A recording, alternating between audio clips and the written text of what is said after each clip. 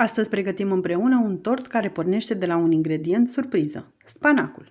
Green velvet în spirală, un plat pufos, cremă fină cu rafaelo și dulceață de smeură cu șampanie. Poate suna neobișnuit, dar rezultatul final este exact genul acela de desert care atrage toate privirile la tăiere. Cantitățile necesare vă așteaptă ca întotdeauna în rețeta scrisă pas cu pas pe Yummy To You. Pentru blat am mixat spanacul proaspăt cu laptele și uleiul și le-am mixat până am obținut o compoziție fină. Dacă vă doriți o culoare mai intensă, puteți adăuga și puțin colorant alimentar. Separăm ouăle, albușurile le batem în spumă cu zahărul, iar peste gălbenușuri adăugăm compoziția de spanac. Unim cele două compoziții, iar la final încorporăm făina cernută împreună cu praful de cop și sarea, amestecând cu mișcări largi și delicate pentru a păstra cât mai mult aer în compoziție. Turnăm aluatul în tava mare de aragaz și coacem la 180 de grade timp de 12-15 minute. Imediat după coacere, răsturnăm blatul pe o hârtie curată de cop sau un prusop de bucătărie.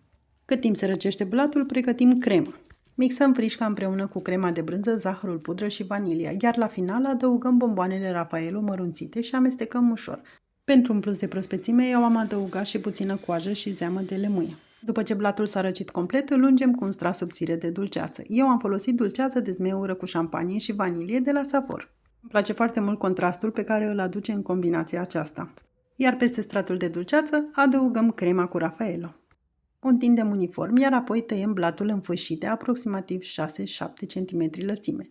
Rulăm prima fâșie asemenea unui melc și continuăm să atașăm următoarele fâșii în jurul acesteia până obținem o spirală mare. Pentru a-mi fi mai ușor, eu am ales să construiesc spirala direct pe platoul de servire, care face parte din besela Yvonne de la Art of Dining by Heiner. Dacă încercați rețeta, mi-ar face mare plăcere să aflu cum va ieși și ce combinații de fructe ați ales pentru propria variantă. Nu uitați de follow și share. Spor la bucătărit!